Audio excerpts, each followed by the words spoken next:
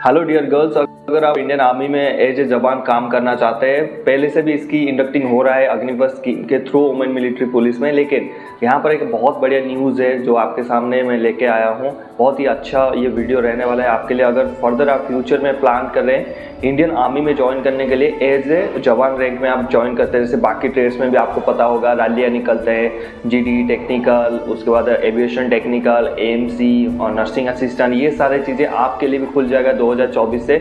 इसका एक अभी बढ़िया सा एक मतलब नोटिफिकेशन आया हुआ है। ये ऑफिशियल साइट का नोटिफिकेशन नहीं है, एक मीडिया में ये बात आया हुआ है जो हमारा जो न्यूज़ एक्सप्रेस है, काफ़ी अच्छा जो जिसको मैं फॉलो करता हूँ और काफ़ी रिलेटिव मतलब ट्रू न्यूज़ ये भी डालते हैं। तो यहाँ पर जो आप न्यूज़ देख सकते हैं मैं आपको दिखाना चाहूँगा। यहाँ पर आपको दिख रहा है कि नहीं, मैं स्क्रीनशॉट आपके साथ शेयर कर दूँगा। कल आया था ये न्यूज़, कल मेरी तबीयत खराब था इसलिए मैं आज बना रहा हूँ। मैं आपको इस वीडियो में बताने वाला हूँ, एक तो वुमेन मिलिट्री पुलिस ऑलरेडी है, जो भी इंडक्टिंग होगा वो अग्निवीर स्कीम में होगा। जो एएमसी रहेगा, आप नर्सिंग असिस्टेंट में आओगे, जो लड़कियाँ आएंगे 21 साल तक या फिर 23 साल तक जिनकी उम्र है, जिन्होंने 10+2 पास करके रखा है, वही आ सकते हैं इसमें। ठीक है, इसका क्या है जो पूरा न्यूज़ में आपको पढ़ा के सुनाना चाहूँगा। यहाँ पर ये लिखा है कि जो इंडियन आर्मी में जो पहले जो ट्रायल बेसिस चल रहा था women military police as a jawan rank में, पहले इंडियन आर्मी में वुमेन होते थे, कहाँ होते थे, ऑफिसर रैंक में होते थे। लेकिन यहाँ पर ट्राई किया गया कि क्या जवान फिट बैठेंगे जो हमारे जवान है उनके साथ, मतलब चाल मिला के। मतलब इंडियन आर्मी का आपका रूल पता है, कल वॉर लग जाएगा तो लड़ाई करना पड़ेगा, तो काफ़ी जो बाकी ऑर्गेनाइजेशन है उसमें कहीं गुना लेवल अप करके काम करता है इंडियन आर्मी। ठीक है, उनसे कहीं गुना इसकी रेस्पॉन्सिबिलिटी ज़्यादा है, कहीं गुना इसकी टास्क ज़्यादा है, हेडेक ज़्यादा है। बहुत चीज़ें इंडियन आर्मी को काफ़ी अलग करता है। बाकी फोर्सेस में आपको 6 घंटे 8 घंटे के बाद शिफ्ट आपका खत्म, आपकी काम खत्म। यहाँ पर 18 घंटे 20 घंटे के बाद तक आपकी काम खत्म नहीं होता है। तो इंडियन आर्मी स्पेशल, और उस स्पेशल में क्या लड़कियाँ एक जवान रैंक में फिट बैठेंगे। तो ऑलरेडी वुमेन मिलिट्री पुलिस का इन्होंने जो सर्वे किया था, उन्होंने देखा 3-4 बैच 5 बैच इंडक्ट किया, ट्रेनिंग करवाया, अच्छे काम कर रहे हैं। तो उसी की बेसिस पर जो बाकी जो भर्तियाँ आपकी निकलेंगे, तो पहले ये बोल रहा है कि मैं थोड़ा आपको इसको पढ़ा के सुनाना चाहूँगा। ये बोल रहा है कि the Indian army and organisation comparison approximately 13 lakh personal यहाँ पर काम कर रहे हैं। तो ट्रेडिशनली इंडियन आर्मी में 3 फोर्सेस होता है। ठीक है, एक होता है कॉम्बैट आर्म्स जो लड़ाई करता है ऑन ग्राउंड जाके सामने से। दूसरा होता है कॉम्बैट सपोर्ट आर्म्स जो आर्टिलरी हो गया, मिसाइल रेजिमेंट हो गया। ठीक है, ये क्या करते हैं, सपोर्ट देते हैं। ठीक है, उसके बाद क्या हो गया आपकी जो एंड सर्विसेज होता है, जो अलग सा सर्विसेज भी होते हैं। ठीक है, तो यहाँ पर जो आपकी प्लानिंग चल रहा है अभी फिलहाल वो फाइटिंग फोर्स में नहीं चल रहा है, यानी इन्फेंट्री रेजिमेंट में नहीं चल रहा है। जो लड़कियाँ भर्ती होंगे वो या फिर सपोर्ट में, सपोर्ट का भी अभी नाम नहीं लिया है, शायद मैं नीचे पढ़ते जाऊँगा तो पता चलेगा। सिर्फ सर्विसेज में इनको काउंट किया जाएगा। लाइक की सर्विसेज क्या क्या होता है, लाइक देखिए जो कॉम्बैट होता है वो तो आपको पता दिया मैंने, वो इन्फेंट्री होता है। कॉम्बैट सपोर्ट आर्म्स में क्या क्या होता है, जैसे आपका आर्टिलरी हो गया, इंजीनियर्स हो गए, एयर डिफेंस हो गया, आर्मी एविएशन हो गया, मिलिट्री इंटेलिजेंस हो गया। ठीक है, और सर्विसेज में क्या हो गया आपकी आर्मी सर्विस कोर एएससी जो खाना वगैरह का ध्यान रखता है, सप्लाई कोर जिसको बोलते हैं आर्मी सर्विस कोर। उसके बाद आर्मी ऑर्डिनेंस कोर एओसी जिसमें अपना जो एक जवान का जो टी शर्ट वगैरह, यूनिफॉर्म, बाकी उनके सामान जहाँ पर रिपेयर होकर बना के आता है, उनको इशू होता है, उनको ऑर्डिनेंस बोलते हैं। जहाँ पर आपकी बुलेट्स, हथियार, एम्यूनिशन होता है वहाँ पर। उसके बाद corps of electrical and mechanical engineering EME, जहाँ पर इलेक्ट्रिकल और मैकेनिकल इंजीनियर्स रहते हैं, बड़े बड़े राडार्स पे काम करते हैं, इक्विपमेंट को ठीक करना उनके काम रहता है, तो वहाँ पर आपकी वैकेंसी जाएगा। एंड लास्ट में एएमसी यानी आर्मी मेडिकल कोर।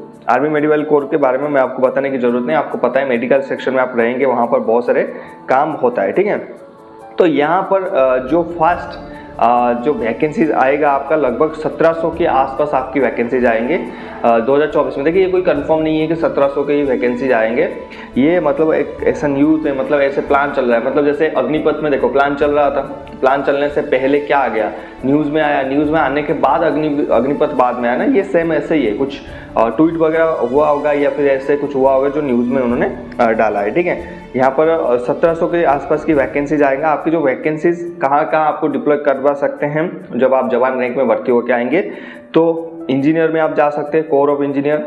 उसके बाद core of signal, army air defence, army service corps, army ordinance core, electrical and mechanical engineer, army aviation core, intelligence branch, उसके बाद आपका एजुकेशन ब्रांच हो गया और आर्मड फोर्स मेडिकल सर्विस। ये सारे सेक्शन है, ये सारे कोर है जहाँ पर आप अपना करियर बना सकते हो। इनमें जाने के लिए जहाँ पर हमने देख लिया आपकी कोई जीडी की वैकेंसीज नहीं है, एक तो वुमेन मिलिट्री पुलिस है वो जीडी में ही है, तो वो 10th पास लेगा। बाकी इन जो भर्ती है मैंने बताया, आर्मी सर्विस कोर हो गया, मेडिकल कोर हो गया, ये जो बाकी चीज़ें हैं इनमें भर्ती होने के लिए आपको मिनिमम 12th पास होना ही चाहिए। ठीक है, अगर आप 12th पास नहीं है तो मेनली अगर मैं देखा जाऊँ, अगर समराइज करने की कोशिश करो इस न्यूज़ को, जो आपकी भर्ती होने वाला है वो टेक्निकल और मेडिकल लाइन में होने वाला है। अगर मैं समराइज करूँ, आपकी कोई जीडी वाला भर्ती नहीं होगा। अगर वो चाहते हैं आपकी जो भी भर्ती जवान रैंक में आप होंगे, थ्रू अग्निवीर होगा, 4 साल के लिए आपका होगा।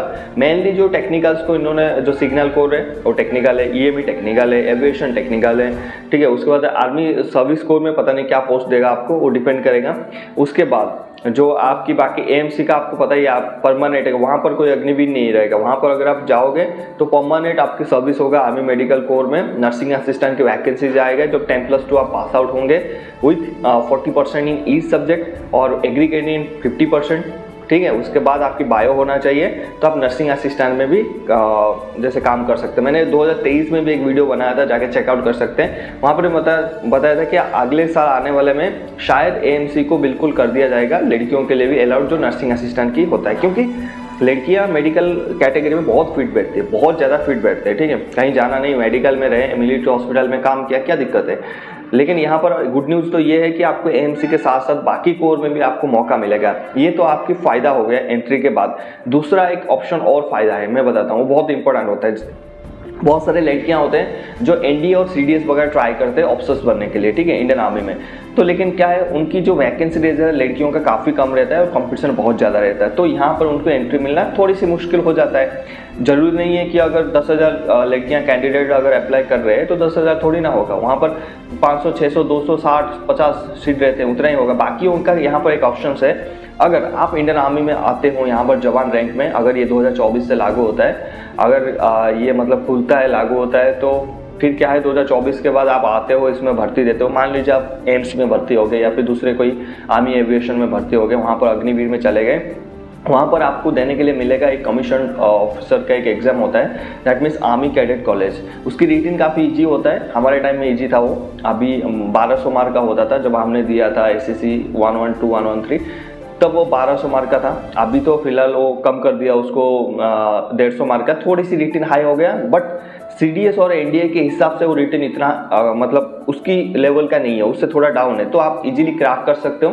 क्रैक करने के बाद आपके सेम एनडीए जैसा 4 साल की ट्रेनिंग होता है वहाँ पर, और आप एक आर्मी में लेफ्टिनेंट बन जाते हो। उसमें 2 फायदा ये है कि आपने जो सर्विस अग्निवीर में भी किया वो भी काउंट होगा, आपकी सर्विस जो अफसर में किया वो भी काउंट होगा, तो आप पेंशन जल्दी जा सकते हो, और जो आपकी रैंक मिलेगा वही सेम लेफ्टिनेंट मिलेगा। आप सोचोगे कि जो एनडीए सीडीएस में जो लेफ्टिनेंट बनेंगे, आप जो लेफ्टिनेंट बनेंगे, अलग अलग, कोई अलग अलग नहीं है। जिस दिन आप कमीशन हो गए, आप सीनियर हो गए, वहीं से दिन से आपकी सारी चीज़ें सेम हो जाता है, चाहे आप एससीसी कमीशन लिया या फिर एनडीए सीडीएस से कमीशन आए। अगर जो लड़कियां ये वीडियोस देख रहे हैं तो आपको समझ में आ गया होगा कि आपको 2 फायदा है मेनली। एक तो जॉब स्टेबिलिटी मिल रहा है आपको इंडियन आर्मी में नौकरी करने का, उससे ज़्यादा अच्छा एक्सपीरियंस लाइफ में कुछ है ही नहीं। दूसरा, अगर आपसे एनडीए सीडीएस क्रैक नहीं होता है, आप इसके थ्रू आ जाइए, पहले वो ट्राई करिए, नहीं होता है इसके थ्रू आइए। आने के बाद एससीसी का जो कमीशन ऑफिसर का एग्जाम होता है सर्विस के थ्रू, वहाँ पर अप्लाई करिए। देखिए ये जो एग्जाम होता है ना, वो लड़कियाँ तभी दे सकते हैं जो भी इंडियन आर्मी में सर्विस करती हो, ये बाहर का कोई सिविलियन नहीं दे सकता। तो ये बड़ा बेनिफिट हो जाता है क्योंकि कंपटीशन बहुत ही कम हो जाता है, ठीक है। तो यहाँ पर देखिए आप फौज में अफसर लेफ्टिनेंट से फिर कैप्टन मेजर जैसे आप जनरल तक भी बन सकते हो, ठीक है। तो 2 बड़े फायदा है।